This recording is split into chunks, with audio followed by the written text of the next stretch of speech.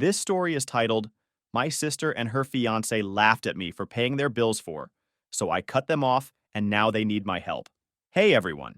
Before we jump into today's video, I need your help. We've noticed the channel is losing some traction, and subscribing is one of the best ways you can support us. It's quick, free, and it helps us keep bringing you awesome content. Your support means the world. Let's keep this channel growing together. Thanks so much. Now let's start the video. Edit! Holy crap, this absolutely exploded overnight. RIP my inbox.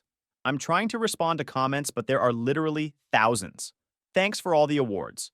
Though maybe save your money instead of giving Reddit more? That's kind of the point of this story, lol. Quick note before I start. Names changed for obvious reasons, and throwaway account because my sister's still obsessed with Reddit. Also, this is going to be a long one, so grab your popcorn. Some background about me before I dive into this dumpster fire. I'm 27 male, working as a software developer at a mid-sized tech company in Austin. Not F-ang money. Trust me, I wish. But I do okay for myself. Grew up as the awkward middle child. You know the type. Straight A's, built computers for fun, got picked last in gym class. Meanwhile, my older sister Emma, 29 female, was the stereotypical golden child. Varsity everything. Homecoming queen, the whole package. Our youngest brother Jake, 24 male, somehow managed to fly under the radar during all of this. Lucky kid. So picture this. It's January 2023, and I'm finally hitting my stride career-wise. After grinding through a 6-month coding bootcamp back in 2019, while working help desk tickets during the day, do not recommend, I'd worked my way up from junior dev to just landing a senior position. We're talking about a jump to around $120,000 a year, which honestly still feels surreal for a guy who was making $15 an hour at Best Buy 4 years ago. I mention the money thing because it's important context. See, I grew up watching my parents stress about bills, so I've always been super careful with money. My apartment's nothing fancy, just a 1-bedroom in a decent part of town. My car's a 2018 Honda Civic I bought used. Her name's Ada, after Ada Lovelace. Yes, I'm that kind of nerd. Most of my cash goes straight into index funds and my 401k, because that's what all the finance subreddits told me to do. Emma, though, man, Emma's a different story. Remember those people from high school who peaked during senior year and never really adjusted to the real world? That's my sister. She was working as a personal trainer at one of those luxury gym chains. You know, the ones with eucalyptus towels and whatever the hell a recovery lounge is. Making maybe $45,000 a year if she was lucky. Her fiancé Ryan was supposedly this up-and-coming real estate agent, always talking about his massive deals that were just around the corner. Their Instagram feed looked like something out of a lifestyle magazine. Always at the newest restaurants, matching Lululemon outfits, constant weekend trips to trendy Airbnbs. They were renting this ridiculous house in one of Austin's hip neighborhoods. We're talking $4,000 a month for that modern farmhouse look that's everywhere here. But if you knew what they actually made, well, let's just say the math wasn't mathing.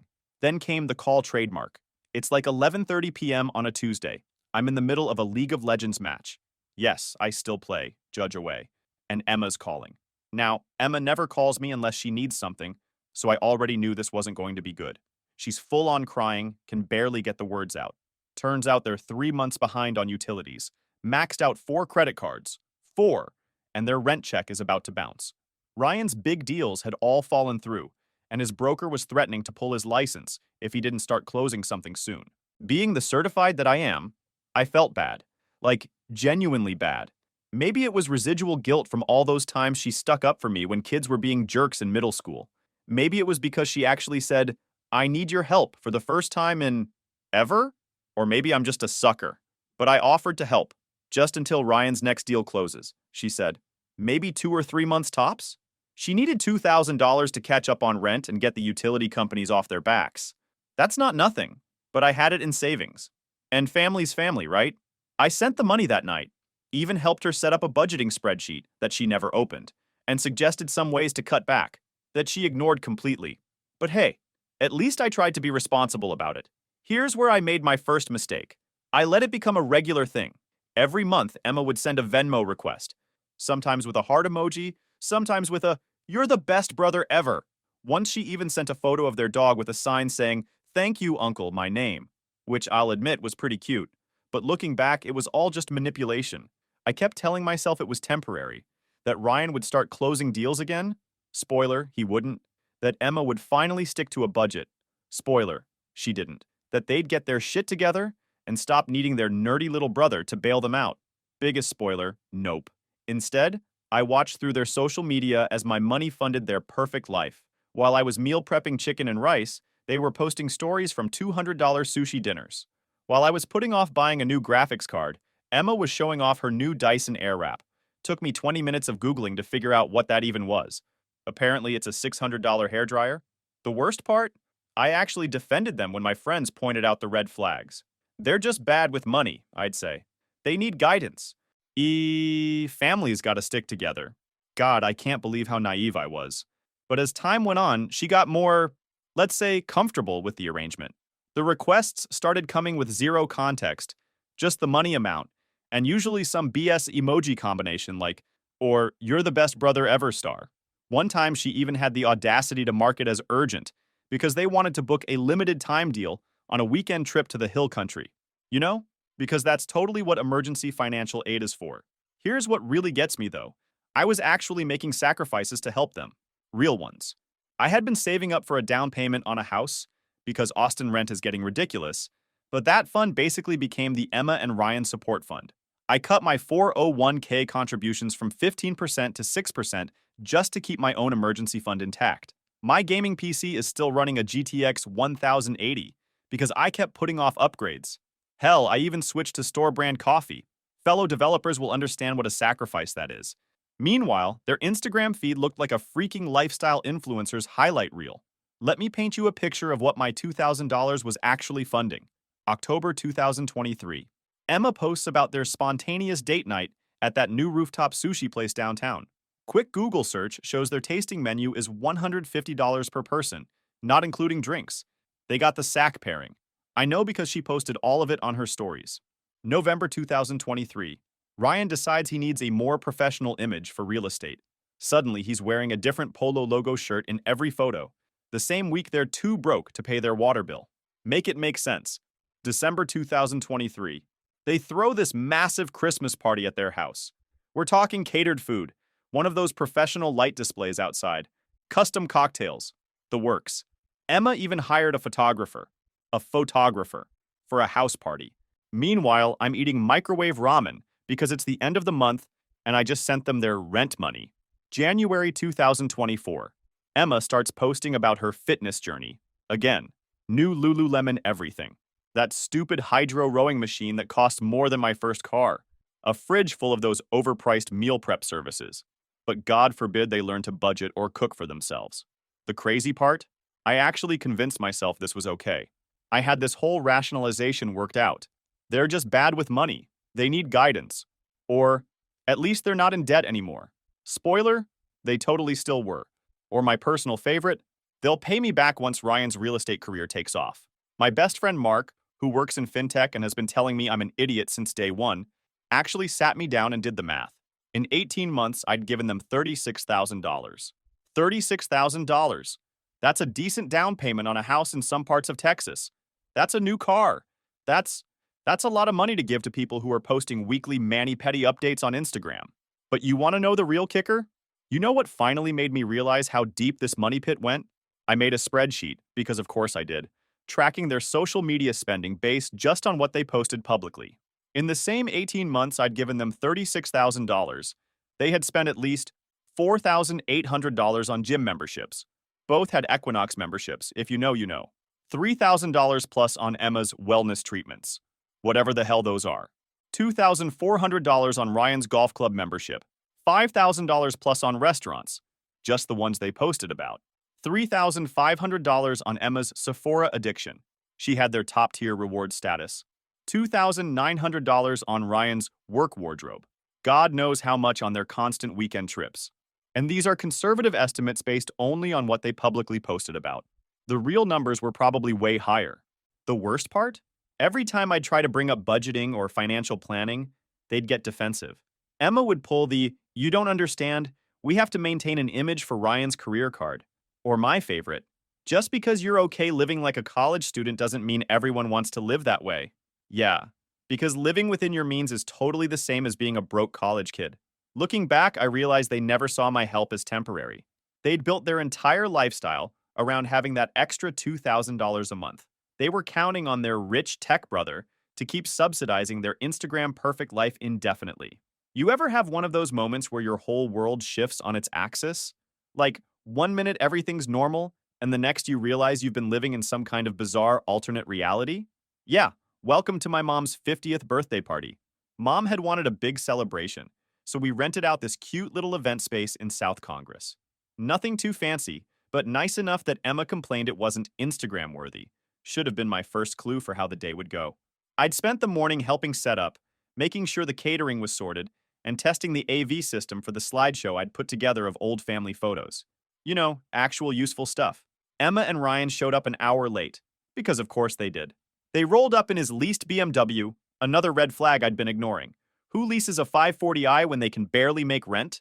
Emma was wearing this designer dress that still had the tags tucked in. Found that out later, she was planning to return it.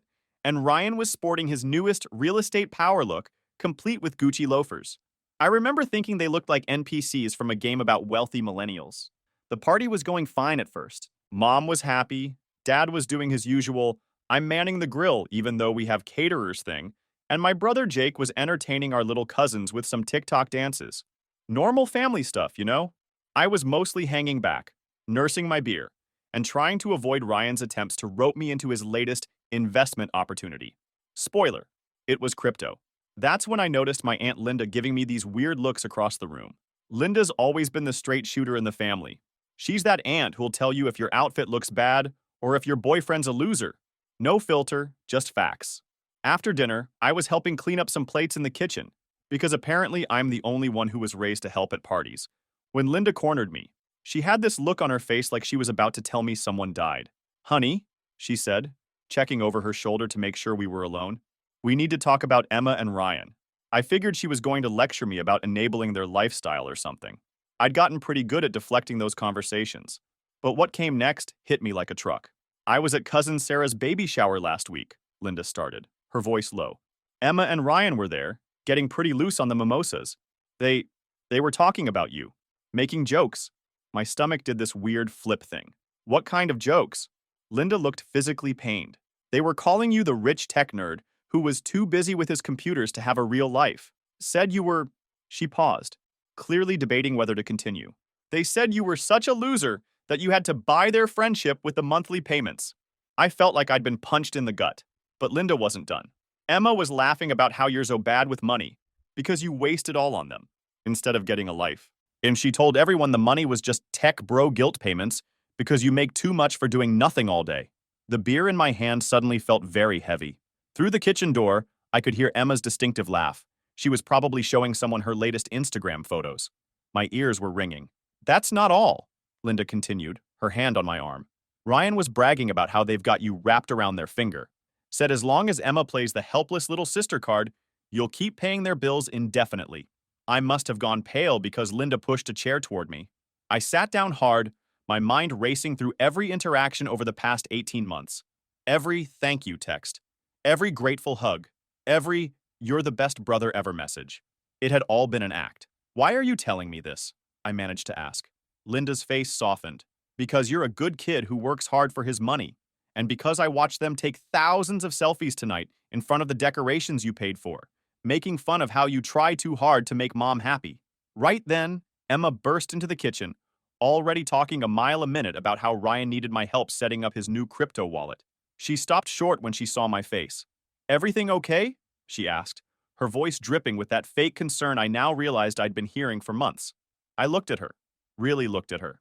My sister was wearing a dress that cost more than my monthly student loan payment, holding the latest iPhone I'd convinced myself she needed for work, planning a wedding I was expected to help pay for, all while laughing at what a sucker I was. Yeah, I said, my voice steady. Everything's fine. But it wasn't fine. Not even close. As I watched Emma bounce back to the party, already posting another story about her amazing family celebration, something inside me shifted. The quiet tech nerd who always helped everyone?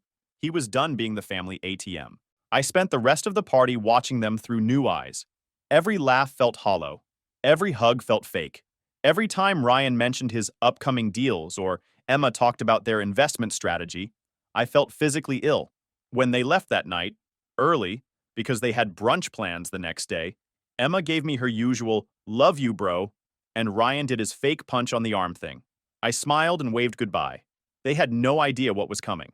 Here's the thing about being the tech nerd of the family.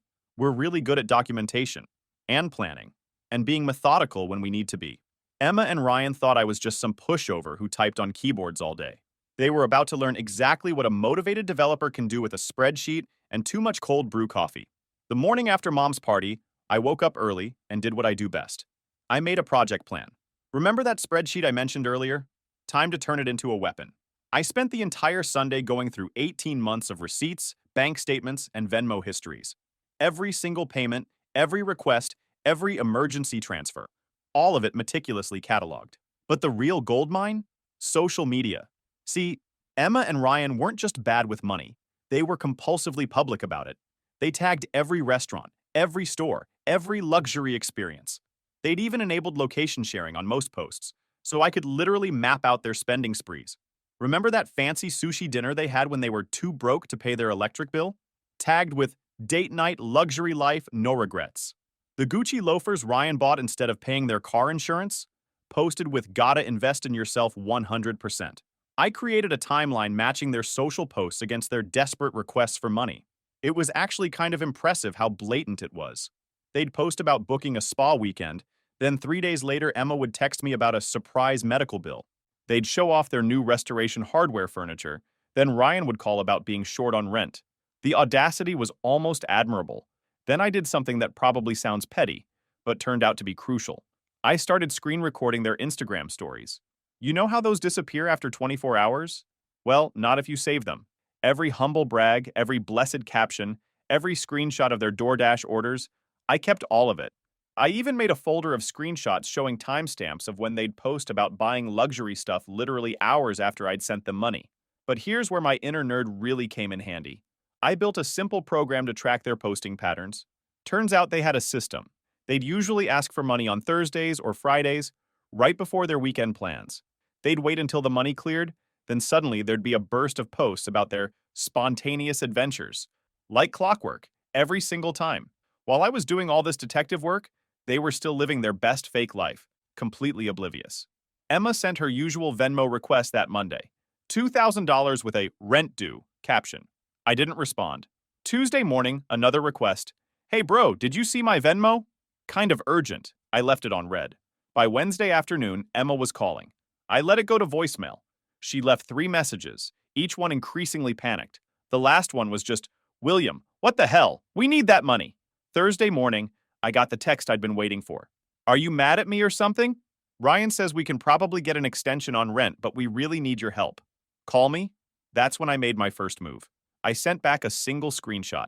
Their post from Sunday showing their $500 recovery brunch at some bougie downtown restaurant, time-stamped just hours after they'd left Mom's party. No caption, no comment.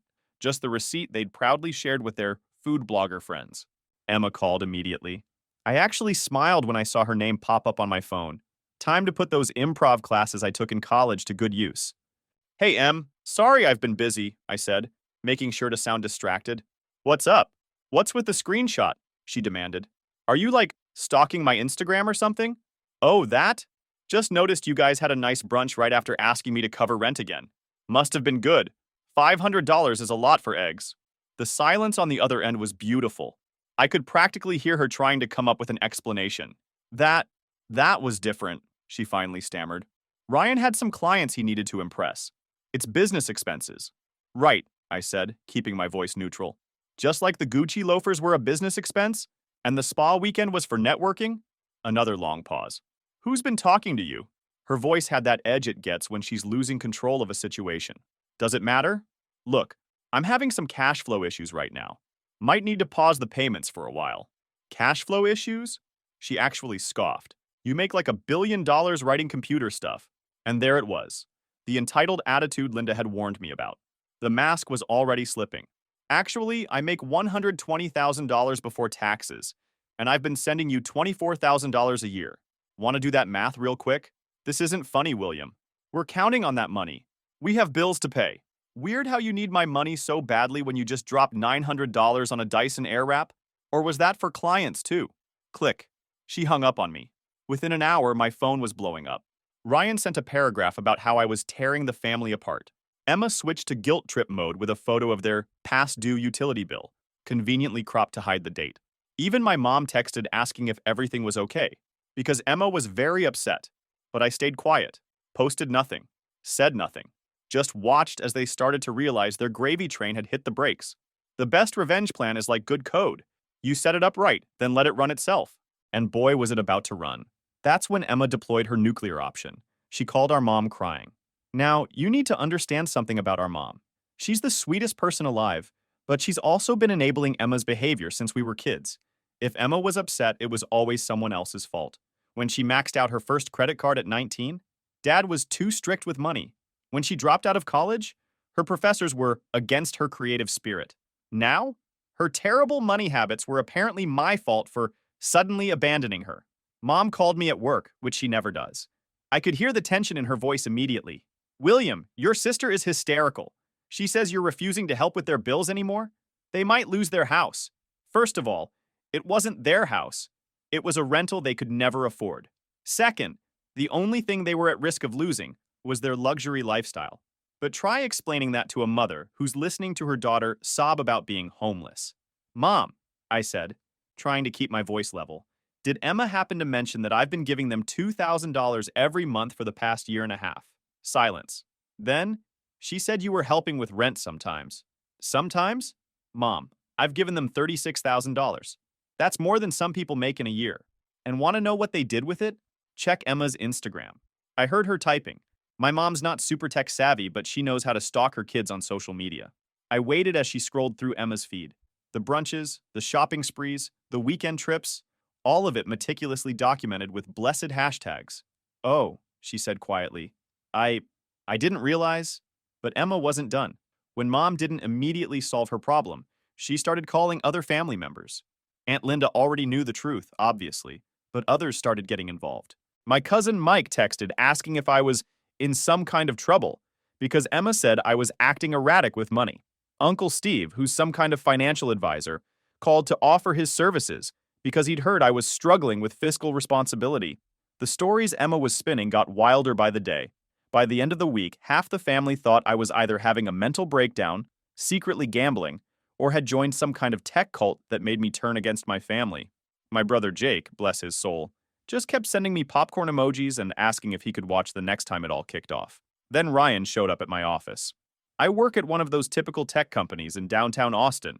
You know, the kind with the cold brew on tap and beanbag chairs everywhere. I was in the middle of a code review when our receptionist pinged me on Slack. There's someone here insisting on seeing you? Says he's family? I walked into our lobby to find Ryan pacing back and forth, still wearing his realtor uniform, crisp polo, khakis, that fake Rolex he bought from his guy. He was trying to look professional, but I could see the desperation in his eyes. We need to talk, he said, trying to keep his voice down. This has gone too far. I looked at him, then at the security guard who was watching us curiously, then back at him. You came to my workplace for this? You won't answer our calls. Emma's a mess. Our rent is due in 3 days, and our electricity is about to be shut off. Weird, I said, pulling out my phone. I opened Instagram and showed him Emma's post from that morning, a mirror selfie showing off her new Lululemon haul with the caption, "Treat yourself Tuesday." His face went red. That's not what it looks like. She's trying to maintain her image for her fitness clients. Right. And I guess the $300 sushi dinner you posted about last night was for networking? He actually took a step back. Have you been stalking our social media? Stalking? Ryan, you tag the restaurants. You geotag your locations. You literally post the receipts trying to flex on people. I'm not stalking you, I'm just paying attention. That's when he switched tactics. His voice got low, almost threatening. Look, you don't want to make an enemy out of me. I know people, important people. I couldn't help it. I laughed, like actually laughed out loud. Important people? Ryan, I checked your real estate license records. You haven't closed a deal in 8 months. The only important people you know are the bartenders at that overpriced whiskey bar you can't afford. Security was definitely watching us now. Ryan noticed too, because he tried to backpedal. Just think about what you're doing to your sister, to your family. I have thought about it. I've thought about it $36,000 worth, and I'm done. I turned and walked back to the office, leaving him standing there. As the door closed behind me, I heard him call out, "This isn't over!" But it was. He just didn't know it yet. After Ryan's little office visit stunt, things escalated faster than a JavaScript framework update. Mom decided we needed to have a family meeting to work things out. Those of you with dysfunctional families know exactly what that means. It's code for, let's all gather so the troublemaker can apologize, and we can go back to pretending everything's fine. Mom scheduled it for Sunday afternoon at their house. Family meetings at my parents' place always followed the same script. Everyone sits in the living room. Mom makes her special occasion coffee, just regular coffee with cinnamon, but don't tell her I said that. And Dad pretends to mediate while actually just wanting to get back to his garage projects. But this time, I came prepared. Remember that documentation I mentioned? The spreadsheets, screenshots, and records? I spent Saturday night putting together what we in tech would call a presentation deck, but was really more like a PowerPoint of receipts. I brought my laptop, an HDMI cable, always be prepared, and enough evidence to make a forensic accountant blush. I arrived early because I needed to set up. Mom looked nervous when she saw me plugging my laptop into their TV, but she just kept stress cleaning the already spotless coffee table. Dad was in his usual armchair, trying to look interested in his phone, but actually playing Candy Crush. My brother Jake showed up next, took one look at my setup and whispered, "This is gonna be good," before claiming the best seat in the house. Emma and Ryan arrived late, shocking, I know, in his BMW. Emma had clearly been crying. Her makeup was perfect, so these were definitely strategic tears. Ryan was wearing what I'd started thinking of as his serious business outfit: polo, khakis, and that embarrassing fake Rolex. They stopped short when they saw the TV screen showing my desktop background. Yes, it's still the default Windows one, don't judge me. "What's all this?" Emma demanded, already sounding defensive. "Just a little presentation," I said, opening my files. "Since we're here to talk about money, I figured some visuals might help." Mom tried to intervene. "William, I thought we were just going to talk." "Oh, we're going to talk," I said, clicking to the first slide. "Let's start with a timeline." The TV displayed a neat chart showing every payment I'd made to them over 18 months, aligned with their social media posts from the same periods. Emma's face went pale. Ryan started tugging at his collar. "In the past year and a half," I began, using my best explaining code to non-technical manager's voice, "I've given you $36,000. That's after taxes, by the way. Let's look at how that money was spent." Click. Next slide, a compilation of their Instagram stories showing expensive dinners, shopping sprees, and self-care purchases, each dated within days of my payments. "Here's you guys at that new sushi place downtown," I narrated, pointing to a photo. "This was 3 days after you told me you couldn't pay your electric bill. Nice steak pairing, by the way." That was a business dinner," Ryan sputtered. "For clients." Click. "Here's the receipt you posted, tagged as date night, with about 12 heart emojis. Weird way to label a business dinner." Emma tried to jump in. "You're making us look bad on purpose. Those posts aren't telling the whole story." Click. A spreadsheet appeared, meticulous and color-coded. "You're right, they're not. So I made this. Every payment you asked for, every excuse you gave, and what you actually spent the money on. See these red highlights? Those are the times you claimed it was for utilities or rent, but then posted about buying luxury items instead. This is ridiculous." Ryan stood up, his face red. "You're obsessed. You've been stalking our social media like some kind of—" "Stalking?" I interrupted, clicking to the next slide. "You mean like how you check in everywhere on Instagram? Or how you tag every store you shop at? Or maybe how you literally post your receipts trying to flex on people? That kind of stalking?" The room was dead silent.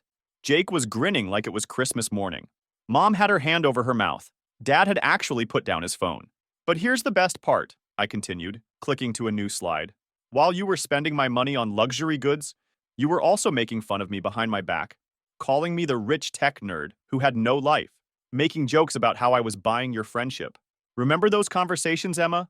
The ones at Cousin Sarah's baby shower?" Emma's face went from pale to red. "Aunt Linda," she whispered. "She told you." "Yeah, she did. Because unlike some people, she actually cares about family beyond what they can buy for her." Ryan tried to salvage the situation. "Look, we made some jokes, okay? We were stressed about money?" "Stressed about money?" I clicked to the final slide, a montage of their luxury purchases over the past month, after they claimed they were broke. "Is that why Emma bought a new Dyson Airwrap last week? Or why you bought those Gucci loafers? Or why you're still paying for an Equinox membership?" Mom finally found her voice. Emma, is this true? All of it. Emma burst into tears. Real ones this time. You don't understand. We had to maintain a certain image. Ryan's real estate career hasn't had a sale in 8 months, I finished for her. Yeah, I checked the public records. Want me to show those too? Ryan stood up so fast he knocked over his coffee. This is bull! You're trying to make us look like criminals. No, I said calmly. I'm showing everyone exactly who you are. You took advantage of my help, mocked me behind my back, and then had the audacity to act like victims when I stopped funding your fake lifestyle. That's when Dad finally spoke up, in his quiet mechanic's voice that we all knew meant serious business. Ryan, sit down. Emma, stop crying. William, show us everything. For the next hour, I walked them through it all. The payment history, the spending patterns, the social media posts, the lies. By the end, Mom was crying. Dad looked like he aged 10 years, and Jake was slow clapping in the corner. Emma and Ryan tried to leave halfway through, but Dad made them stay. You wanted a family meeting? He said. We're having one. When I finally closed my laptop, the room was silent except for Emma's sniffling. Then Mom looked at them and said something I never thought I'd hear. I'm so disappointed in both of you. That's when I knew everything had changed. It's been 3 months since the family meeting that nuked my sister's fake Instagram lifestyle, and holy hell have things changed. Grab some popcorn, because this aftermath is better than any season finale I've ever watched. Remember how Emma and Ryan were always posting about their luxury lifestyle? Well, their social media went dark immediately after the meeting, like completely silent. The constant stream of brunches, shopping hauls, and inspirational quotes just stopped. Emma's last post was literally mid-story about some overpriced juice cleanse, the internet equivalent of a ghost town. But the real changes? Those started happening about a week after the meeting. First, Ryan's BMW mysteriously disappeared from their driveway. Turns out, when you lease a luxury car and miss 3 payments, the repo guys don't care about your personal brand. He's driving a 2010 Honda Civic now. Welcome to my world, buddy. Their fancy rental house was next. Remember that $4,000 a month modern farmhouse monstrosity? Yeah, they got evicted. Not because I stopped paying. They'd actually been pocketing my rent money for months while missing payments. But because their landlord finally got tired of their excuses.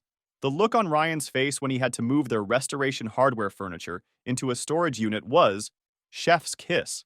Speaking of Ryan's real estate career, remember how I mentioned he hadn't closed a deal in 8 months?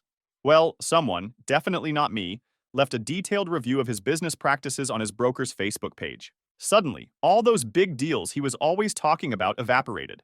His broker pulled his license last month, citing ethical concerns. Now he's working at his uncle's car dealership in Round Rock. No more luxury real estate expert bio on LinkedIn. Emma tried to maintain her personal trainer / lifestyle influencer thing for about 2 weeks after moving back in with our parents. She'd post these weird, vague motivational quotes about weathering storms and staying authentic. But it's kind of hard to sell a luxury fitness lifestyle when you're filming workout videos in your childhood bedroom. Her Equinox membership got canceled. Shocking, I know. And most of her clients jumped ship when they realized her whole image was fake. The family dynamics have been interesting. Mom went through about a week of trying to fix things before Dad finally sat her down and showed her their credit card statements. Turns out Emma had borrowed Mom's card information for some of those emergency shopping sprees. Now she's doing that quiet, disappointed thing that's somehow worse than anger. She actually made Emma get a real job. She's working as a receptionist at Dad's friend's dental office. No more flexible entrepreneur schedule. Jake, my absolute legend of a little brother, made a drinking game out of counting how many times Emma tries to blame her situation on everyone else during family dinners. Mercury isn't even in retrograde anymore, Emma. Maybe it's just consequences. I almost spit out my drink. The most satisfying part? All that designer stuff they bought trying to maintain their image? Most of it turned out to be fakes or returns they never sent back. Ryan's Rolex collection was all DH Gate specials. Emma's designer bags were mostly high-quality dupes from some sketchy website. Even their furniture was mostly Facebook Marketplace, finds they tried to pass off as new. The facade wasn't just cracking, it was completely fake to begin with. Last week, Emma tried one last time to fix things. She showed up at my apartment, yeah, the same sad little apartment she used to make fun of, with tears in her eyes, and a speech about how she'd learned her lesson. She talked about therapy and personal growth and understanding the value of money now. I listened to her whole speech. Then I showed her something I'd been saving, screenshots of her messages to our cousins from just 2 weeks ago. still talking trash about me and planning how to get back on my good side so the money would start flowing again. Her face when she realized I could still see the family group chat? Priceless. Emma, I said, I don't need you to act sorry. I need you to actually change. And until that happens, we're done. She left crying. Real tears this time, not the strategic ones she used to use. As for me, life's pretty good. That house down payment fund I mentioned? It's growing again. I upgraded my gaming PC. Finally got that 4090, worth every penny. I'm taking actual vacations now. Writing this from a coffee shop in Tokyo, actually. Turns out not bankrolling someone else's fake lifestyle leaves you with a lot of disposable income. Mom still occasionally tries to bridge the gap, but even she admits things are better this way. Dad's actually started asking me for financial advice, which is both weird and kind of awesome. And Jake? He's thinking about learning to code. Apparently watching his big brother destroy 2 lives with PowerPoint inspired him. The best part? I ran into Ryan at HEB last week. He was wearing a polo with the car dealership logo and looking at the clearance items. When he saw me, he literally turned around and walked the other way. Guess that Gucci loafer's on the other foot now, huh? Final update. Since so many people asked, yes, I'm doing much better mentally now that I'm not carrying their financial burden. Therapy and weightlifting help a lot. And before anyone else asks, yes, my company is hiring. And no, I can't refer you. But maybe learn to code? It worked out pretty well for me.